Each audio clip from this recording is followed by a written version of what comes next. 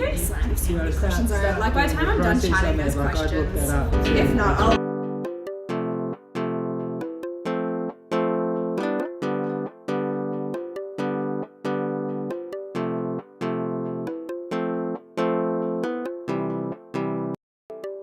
In the morning sun, where the flowers bloom, colors like a painter's dream come true. Roses red and violets blue, every petal whispers something new. From tiny seeds to trees so grand, every leaf and bird, it's all at hand. Hello, hello, plant, welcome to the show, where every flower tells a story. Watch them grow. Hello, hello, plant, in every shade and hue, for every heart and every hand, we've got something for you. Indoor greens and outdoor scenes, design your space, let your garden dreams glide. Personal touch with our garden design, free sessions to blend within your budget line. From tiny seeds to trees so grand, every leaf and bird, it's all at hand. Hello, hello, plant, welcome to the show, where every flower tells a story. Watch them grow. Hello, hello, plant, in every shade and hue, for every heart and every hand, we've got something for you. Now everybody, let's say hello, hello, hello, hello, hello, hello, hello, hello. Hello, hello, plant, welcome to the show, where every flower tells a story. Watch them grow. Hello, hello, plant, in every shade and hue, for every heart and every hand, we've got something for you, just for you.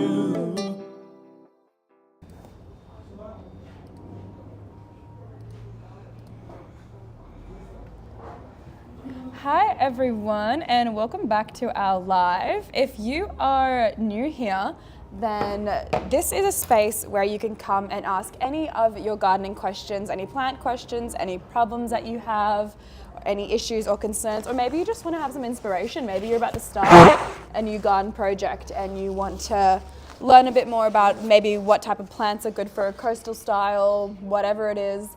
If you have any questions, put it in the comments below and we will answer it in live time here today. These sessions run for about 30 minutes, so it's important that you get your questions in quickly and soon, because we don't always get to ask every question that we want to just because of time constraints. Unfortunately, Chris is very busy, has a lot going on, running a whole nursery, so we only can really manage this 30-minute slot. So if you do have any questions, comment them now. We're going to answer it pretty much in chronological order. So that is, I'm just going to be reading through the comments as they come up. How are you doing today, Chris? Great, thanks. I was just thinking, say a person doesn't have a question, they could ask me the question of what their question should be. Maybe even like, what should I know about plants, or what about gardening? Yeah. So if you don't have a question, I thought there's people who've got a question, and then there's people who haven't got a question, but I can even help those people. Chris can answer any question pretty much known to man. Even the question of what should your question be. Exactly. So let's just get, if you could get the comments up again, please. All right, here they are. So we're starting off strong with, can you ask Chris what his favorite climber/vine is? I reckon I've got lots of climbers and vines. The one that I use the most in my garden design is Chinese star jasmine, because it's so versatile. Sun, shade, ground cover, you know, it'll take any situation, but it's not my favourite. My favourite is probably Lady Di. And the reason why I love Lady Di, it's evergreen, it's got a lovely sort of tropically leaf, and it flowers for possibly 6 or 7 months. I've never quite worked it out, but it flowers for at least half a year, and it doesn't ever get covered in flowers, but gets lovely clusters of white flowers here and there all over it. So I guess my favourite is definitely Lady Di, just because of the length of its flowering and its nice evergreen nature. Great. All right. And then next question is, where do I find Geranium pilsistum Armenian cranesbill? What's that? Geranium silstum? Okay. I don't know, but what it is, we have a fabulous thing here. It's called a price and availability, and people from all over Australia get us to look for things for them, and because we deal with a couple of hundred different nurseries as suppliers, we're probably better at finding things than anybody. So I'll put that in the system as a P&A, and hopefully we'll bounce back with an answer for you pretty soon. Great. And then next question is from Lillian. I need plant recommendations for north-facing full sun location to go up against a house. So if it was a brick house, it's probably quite a hot sort of situation, and possibly you don't want it too high. A favourite of mine would be a Mexican sage. It's going to grow about 1 metre tall. It's going to flower. She says it's weatherboard. What's that? Weatherboard. Weatherboard, Yeah. Right. So it's not quite as hot as I thought, but even so, a Mexican sage would do very, very well. And what I love about them is that they flower for 5 or 6 months of the year, and it's through those colder months when not much else is flowering. Lovely, soft, sort of grey, silvery grey foliage, beautiful long purple flowers. That would be a really lovely thing to do. And another thing, weatherboard house, a French lavender would be very good in that situation. And again, I love them because they flower through those winter months, they flower through autumn, back half of autumn, right through the winter, and right through most of spring. So French lavender and Mexican sage. Great. Next question is from B. Gilham. What natives would you recommend for Perth sandy soil 50/50? Oh, sorry, my comments just went weird. 50/50 shade and sun. So Perth sandy soil, half shade, half sun. And Native. a native. Yeah. Do you know, so half shade, half sun, it sounds like you're under trees, and some natives that are great for under trees in sandy soil is your creeping saltbush, and which is a sort of a lovely silver grey plant, loves a trim, very spreading, very low water requirement because it's quite dry over there in Perth, spreading saltbush, and with that, you could then, a nice contrast to that would be your Myoporum murina, which is a nice dark green sort of matte kind of a thing, again with a very, very low water requirement. So if you did it in patches and had nice silver grey mounds of creeping saltbush, or Rhagodia is the proper name for it, so Rhagodia spinescens, creeping saltbush, had patches of that with patches of nice Myoporum, and that has little white fragrant flowers all summer long, and then maybe a little bit of Lomandra tunica in clumps here and there and that, and you'd have quite a nice little landscape in that sort of semi-shade position. Yeah. And I'm taking that's an under tree position, so yeah. Awesome. All right, next question is from Joyce. Hi Chris, where is the best orientation to plant a Japanese maple tree, Acer palmatum, in Melbourne? Okay, that's a well-asked question because you've given me the parameters that I need. Your very best situation would be, it was your plain sort of Japanese maple. It would be full sun, out in the open, not at a super exposed windy spot. The main thing that you do is Japanese maple don't have super aggressive roots, so and what you want for it to flourish and do well, it needs to have its roots spread right out. So what you want to do is dig a really big hole and mix some potting mix with it and plant it up nice and high in the hole. But say, for instance, say you were going for a red weeping maple or one of the more fancy Japanese maples, and there's probably 100 different sorts of Japanese maples on the market. You're going for one of the fancier ones. You might take a spot with morning sun, afternoon shade, maybe a big wall on the northerly side to get it out of those hot north winds. So sort of a little bit of shelter from wind and sun, and then again lovely deep loose soil, and that would do for your fancier grafted ones, and your tougher basic sorts would be right out in the full sun, but with a nice big hole, plenty of loose soil. Amazing. Next question is from Chaksu. What vegetables / fruits can be planted now in Melbourne? Right. Okay. So we're just at the cusp of the kind of the warmer climate things, and I reckon really you could start planting your zucchinis, your cucumbers, your tomatoes.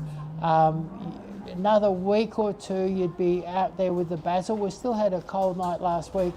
Basil you want to wait till after the cold nights are over. Like even if you bought a bit of basil, you might just put it in a slightly bigger pot and keep it in a warmish spot just for another week or so.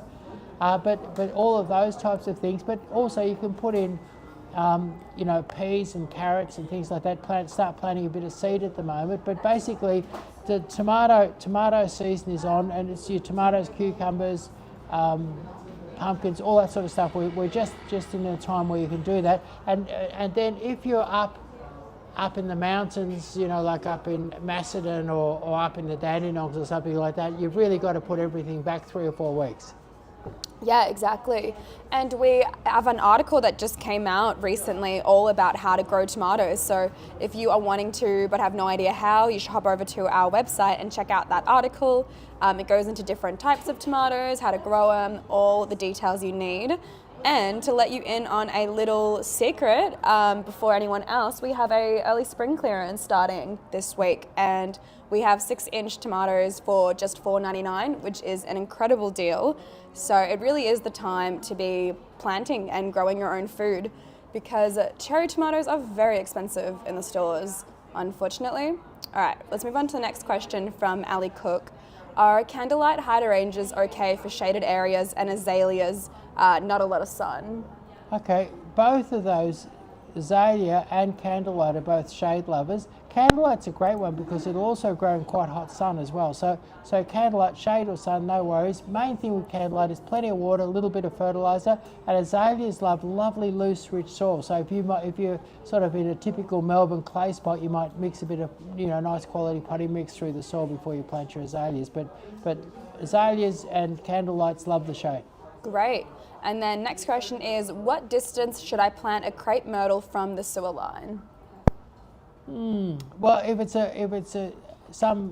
you're in a very old house and it's a very ancient line, you'd want to get a few metres away. But really, I think that in where you've got modern piping and more recent development, I'd plant it right on top.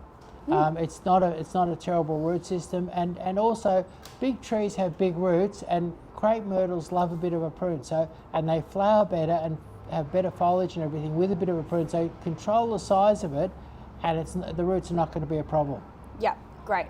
And then just mentioning about how we're talking about tomatoes, do you reckon in Ballarat would also be a bit of delay in planting tomatoes? Most definitely. Yep, yeah, great. And then someone would also like to know, would that time frame be the same for Tassie? Tassie's variable. We've got some sort of quite warm districts and cool districts, so you'd have to. It's like Victoria. We're quite warm in Melbourne and on the coast, and we get colder as we get up into the mountains. And I've got a place in Shepparton, and it's getting 2 or 3 degrees warmer most days now than Melbourne. So you've just got to read your area a little bit. Yeah, exactly. And kind of general rule of thumb is you just don't want a night that's going to have frost. Yeah, pretty much. Yeah, you're looking for warmer, for your tomatoes and cucumbers and things. You're looking for warmer soil and warmer nights. Yeah. Yep, perfect. And then Tane would like to know a hedging option for a west-facing front yard which doesn't grow more than 1.5 metres. It's a yellow brick house in southeast Melbourne. That sounds really lovely. So yellow brick house. West-facing front yard, and they want a hedge that's not going to be more than 1.5 metres. Okay, so, and I think a nice rich green would be good, and box leaf privet would be a very, very fast growing hedge that you could reach 1.5 really, really easily. And then a really lush, beautiful hedge, it'll take a little bit longer to grow, would be a green rocket, a Japanese spindle bush green rocket. So green rocket would be your slower, classier thing, or box leaf privet, do it overnight and happily stay there at 1.5. Yeah, great. Next question is from Buttercup. Do we have any deals on our indoor plants right now? I think there's a big range in there. There's no super discounts or anything like that on them at the moment, but there's a big range, and we buy direct from the growers. So really the prices are pretty good across the board, because we're not, a lot of other nurseries would buy from a wholesaler. We don't buy from the wholesalers, we buy direct from the growers and ship them straight into the store. So our prices across the board are very, very good. Yeah, but it's a good idea to follow us on our socials, because we do sales quite often. Like, we've got the early spring sale coming up starting this Wednesday. So it's not a bad idea to follow us on our social media, because we always promote it there, and we do sales pretty often, but our prices are good anyways year round. Next question is from Aubrey. My gardenia died during the winter. Do they not do well in the cold? Depends how cold and where you are, but sort of Melbourne cold, no worries. Where you, the important things with it, and they'll take quite a bit of cold, but say if you're in Bright or somewhere very, very cold in the winter, you might have a problem, but the more likely problem, if you're around Melbourne, Melbourne's never too cold for a gardenia. The things that a gardenia likes is they like acidic soil. They like acidic soil, and you can achieve that with most potting mixes mixed well through the soil, most good quality potting mixes, and we do have a gardenia mix available here. They like acidic soil, they like plenty of water, but they like plenty of water with fabulous drainage, and then they like plenty of fertiliser. And you can use Osmocote, but the secret weapon, you could all write this down, anyone interested in gardenias, the secret weapon is, and we don't sell it here because it's a very obscure fertiliser, but you can get it in Bunnings. The secret weapon for making your gardenias do fabulously well is Osmocote liquid fertiliser for acid-loving plants. And I've seen somebody bring a gardenia back virtually from the dead. I thought it was gone, and they did it once a week for quite a few weeks, and they had a fabulous gardenia again. So basically, that's a fabulous acidic nitrogen-rich fertiliser. So it's called Osmocote liquid fertiliser for acid-loving plants. And if you've got that, that'd be good on azaleas or any of your acid lovers. Amazing. And then next question is, do you offer backyard designs for soft landscaping? I'm in Queensland. We actually do. We don't really specialise in interstate designs, but we do the odd design, very odd design in Queensland, and lots of them in New South Wales. And we do them by Zoom. And what you do is you book a garden design, and you book a garden design, and then you provide us with pictures and measurements and things like that, and then we get on Zoom and we work out a design together yourself. Like, what's important about my designs are very much involved in interaction with the customer, so that they get what they really want, rather than me imposing some concept or idea on them. And it really, same thing, but it kind of interests me doing it in Queensland, because it's a bit of a change to doing it in Victoria. And we actually, not too long ago, worked with property developers or landscapers from Queensland. They're living in Melbourne now. Yeah. But that was quite a really fun project that we posted some videos about it. We haven't posted the results yet because we still need to go and film it. But stay tuned for that. But yeah, just go to our website and you can book a garden design there. Next question is, what are some fruit/vegetables that you recommend to grow in like small apartments that you would say is the best? I reckon a small apartment, the first thing you'd want is a miniature lemon. And so because it's great to just walk over and pick a lemon when you want it, and lemons don't need a lot of hot sun or anything like that. And then we're just talking about tomatoes and cherry tomatoes. I think if you had a balcony with a nice little patch of sun, I think it'd be wonderful to grow some tomatoes. And if you were to put your tomatoes or your lemon into a great big pot, things like coriander and parsley and all that are really handy to have and so easy to grow. Rocket is, my partner and I grow a little bit of rocket for the kitchen, and it's amazing how productive a square metre of rocket is in a pot. So so basically lemons and tomatoes, and then basil, coriander, parsley, all of those things, and they're so expensive. It costs you $3 or $4 or $5 to get a little handful for your salad. If you just go pick it, it's fantastic.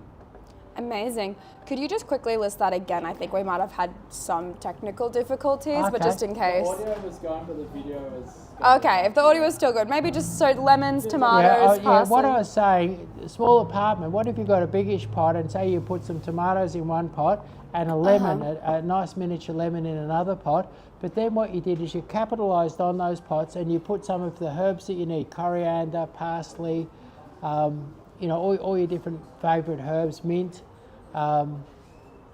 and basil.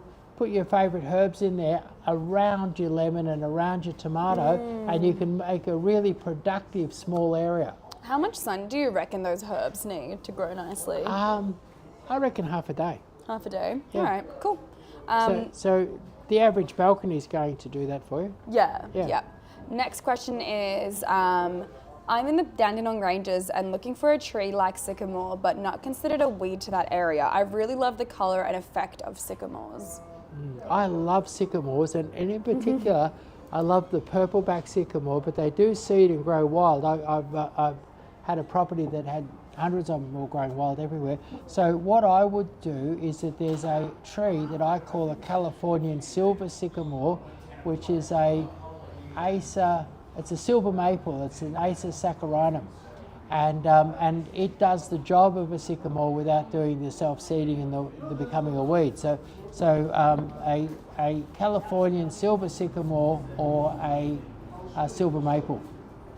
Fabulous tree, fast growing, and the difference between that and the sycamore is that when the wind blows, your silver tree, the leaves sort of flop over and the whole tree turns silver with a puff of wind. Great. Next question is from Jess. How to deal with orange bronze bugs on a citrus tree? I wonder that they're those little ones that sort of bond themselves together. I think that's what you're talking about, and I don't know that they eat the tree. But if they ate the tree, we've got you would use a systemic. But the problem then is you'd have to withhold the fruit from eating for a while. So if they were really, I'd really look at them and see if they were really causing a problem. Particularly if I was picking fruit at the moment. But we've got, and I can't quite think of it offhand, but if you went over to the spray section for me, I'll show you a good systemic spray that'll bowl over anything that's eating a particular tree or shrub. Which one do you want to grab? It's the tall box over there on the left. Cool. We'll keep answering questions and we'll come back to that, Jess, when the spray's back. Next question is, I have a daisy growing close to the roots of a magnolia. Will that be an issue for the magnolia? No, I think a little bit of extra fertilizer, a little bit of extra water, and that will, make up for what. So this is an ad, Conguard. So Conguard. Sponsor us, Conguard. yeah, Conguard. So basically, this is a good spray. It's a bad spray and it's quite toxic, and you have to protect yourself and everything. But it's good in the sense that it bowls over the bugs. And what's particularly good about it is where some sprays are contact sprays, this one is a systemic, which means it goes right inside the plant. And anyway, as my maples all started to come into leaf here, we had a very bad attack of aphids in the nursery, and I sprayed with Conguard. And that was 3 or 4 weeks ago, and I haven't seen an aphid on the maple since. I sprayed every single maple in the whole nursery. And we have it would have kind of, it was so bad it would have crippled them all. So, and what was good is I didn't have to, it's because it's not a contact spray, I didn't have to spray the whole nursery, and I haven't had to spray again for 3 weeks, and I might get another 2 or 3 weeks before I need to spray again. So Conguard systemic, and so if you've got something attacking your citrus, like those little orange bugs, and they're eating the citrus, this will kill whatever you spray it on your citrus. You'll get a whole month at least where it'll kill anything that eats a citrus. Yeah, nice. Next question is from Shays. Question about the Emerald Pillars 8-inch pot you have in stock. How tall is the actual plant? And if you had to choose between the Emerald Pillar or Ilex, I-L-E-X, what would you choose? Emerald Pillar in an 8-inch pot is going to be about 35 to 45 centimetres in height, so like that. And Emerald Pillar is a lovely light green hedge that doesn't get too tall and doesn't get too wide. So as a hedge, where if I wanted something that didn't need much trimming and nice light green, I'd go for that one. But then the Sky Pillar, it's not so good as a hedge because it's so narrow. It's so narrow that you need to buy heaps of them to make a hedge. So I tend to use the Sky Pencil.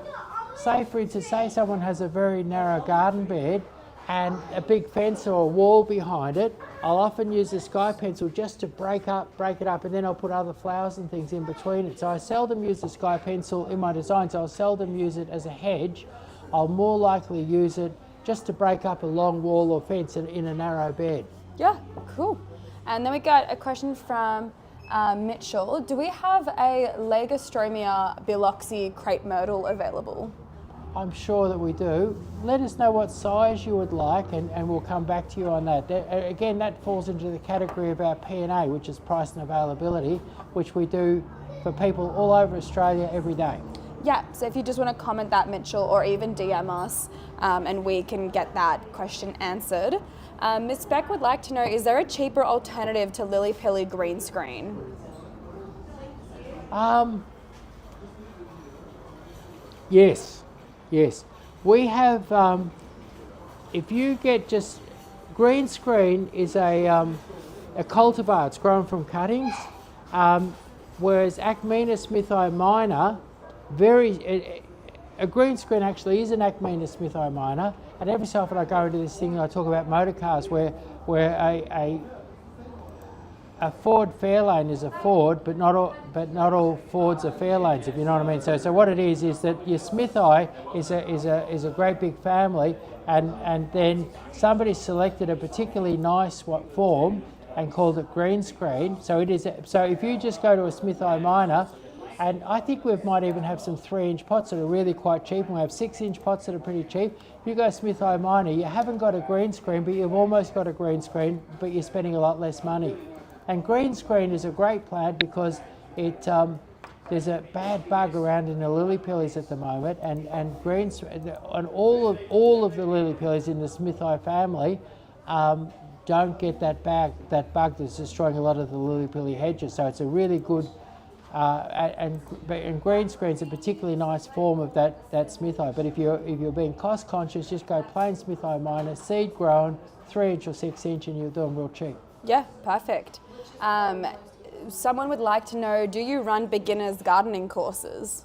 No, I don't. It's not a bad idea though, actually. Yeah, it's a great idea, yeah. Because, but actually one thing I will make a comment on is that I have lots of beginners, like every week when I'm doing my garden designs, I have people have never planted, I had one couple on the weekend, they've just moved out of an apartment, never really touched a plant or done anything like that, and they are beginners, and I have other people come through and ask for help, and I basically, what I do with beginners is, my idea is give the beginner a win.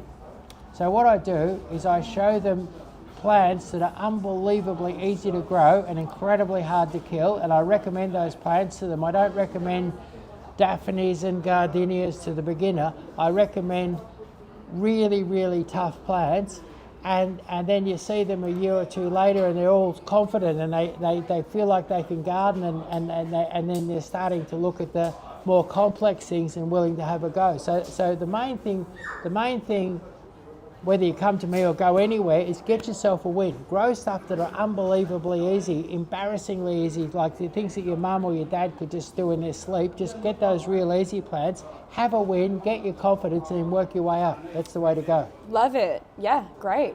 Next question is, my parlor palm leaves are brown and dry. I've tried everything, but nothing seems to work.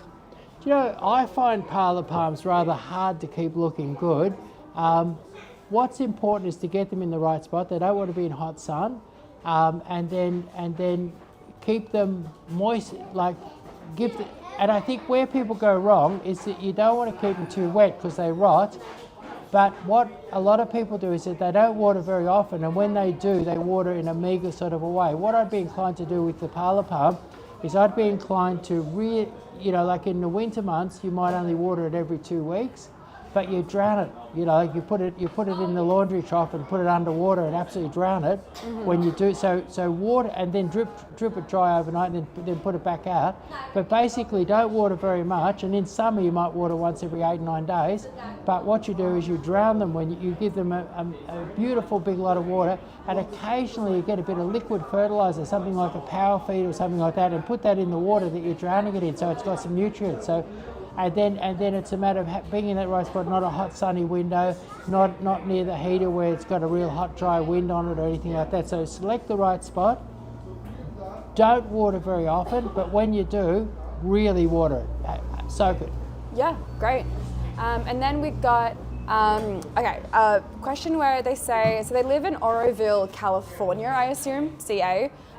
It is pretty dry and the soil is hard. We have an issue with Mary Jane growers using harsh chemicals, so in-ground growth is impossible. That sucks. Do you have any suggestions for owners like us? We bought the property after a wildlife from 2 previous Mary Jane growers and are now returning the house back to normal.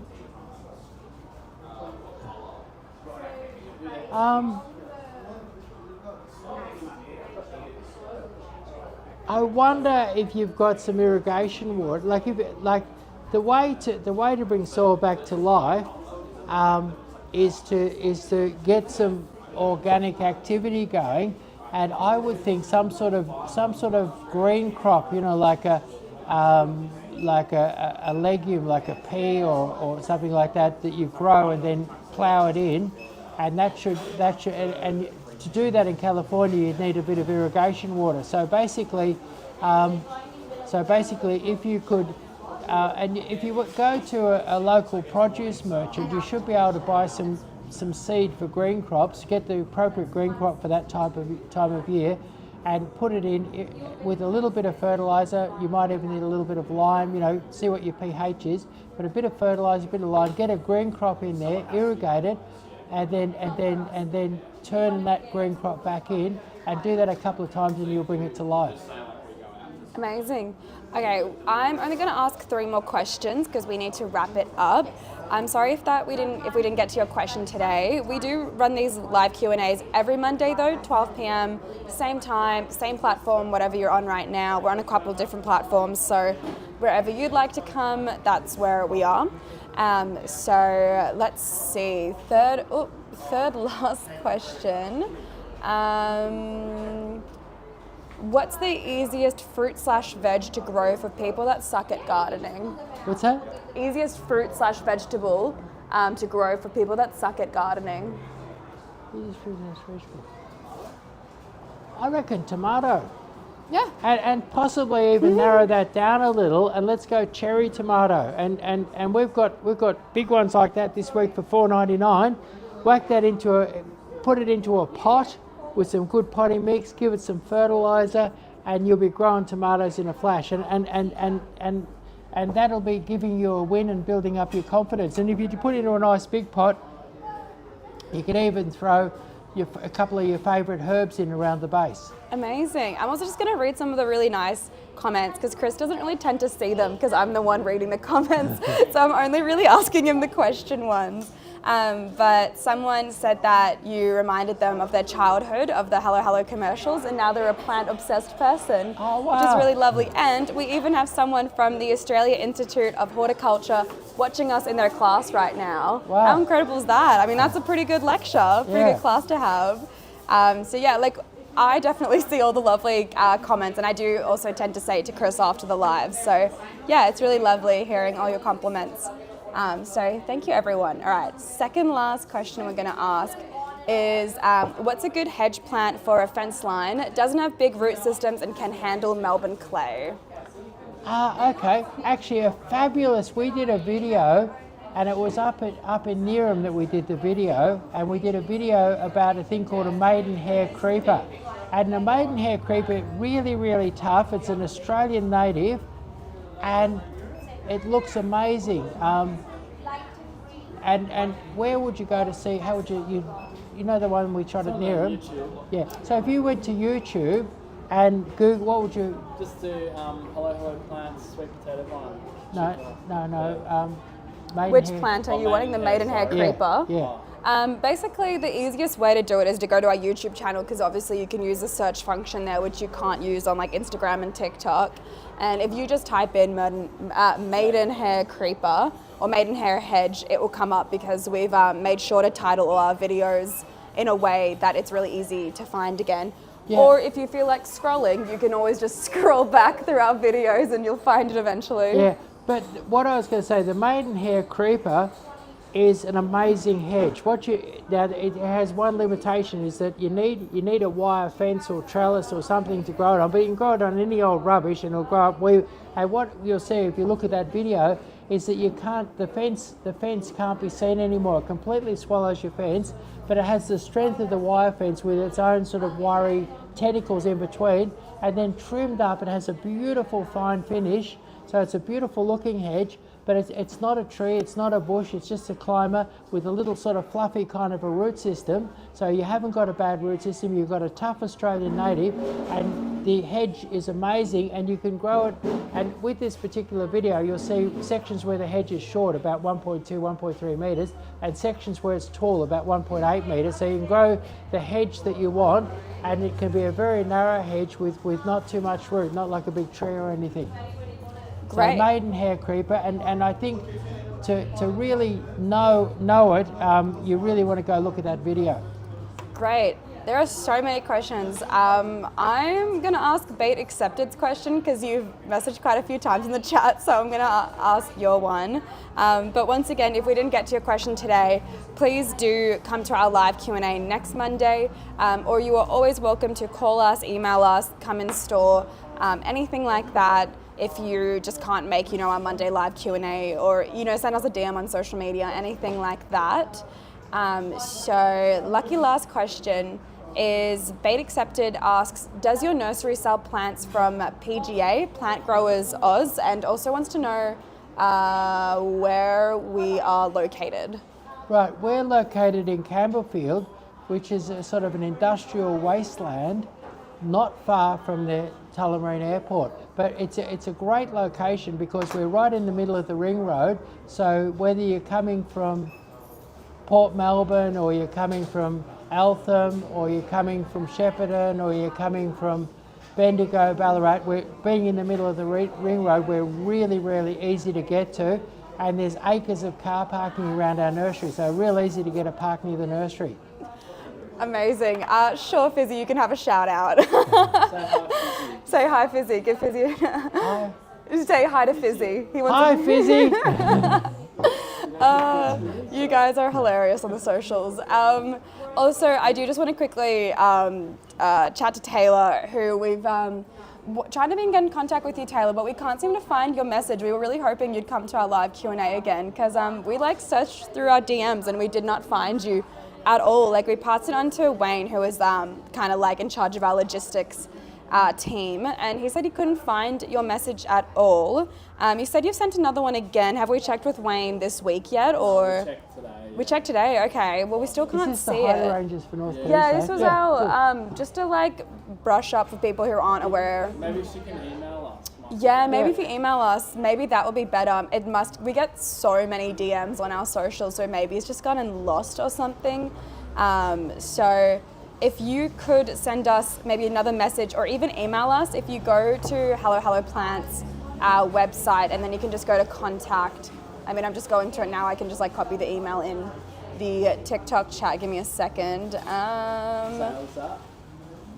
Do we have it on our contact page? Sales at hello. Give me a second, hold on. Oh, lowercase.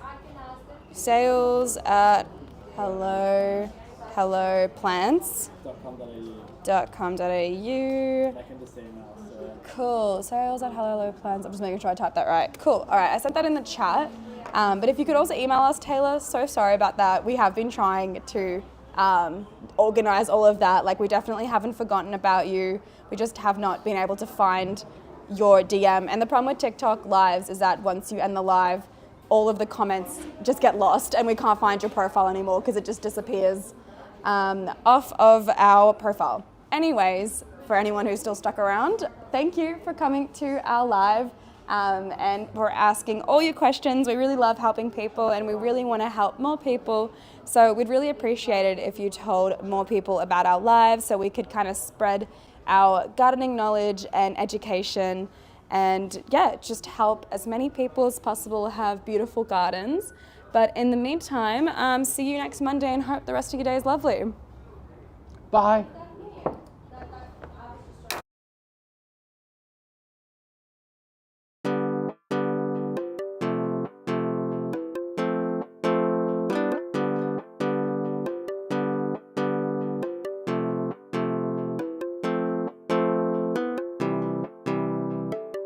In the morning sun where the flowers bloom, colors burst like a painter's dream come true. Roses red and violets blue, every petal whispers something new. From tiny seeds to trees so grand, every leaf and bird, it's all at hand. Hello, hello, welcome to the show, where every flower tells a story. Watch them grow.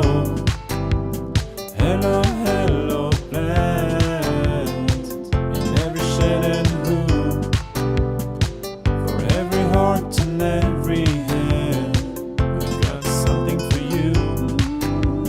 Indoor greens and outdoor scenes, design your space, let your garden dreams glide. Personal touch with our garden design, free sessions to blend within your budget line. Alright. From tiny seeds to trees so grand, every leaf and bird, it's all at hand. Hello, hello, plant, welcome to the show, where every flower tells a story. Watch them grow. Hello, hello, plant, in every shade and hue, for every heart and every hand, we've got something for you. Now everybody, let's say hello, hello, hello, hello, hello, hello, hello, hello.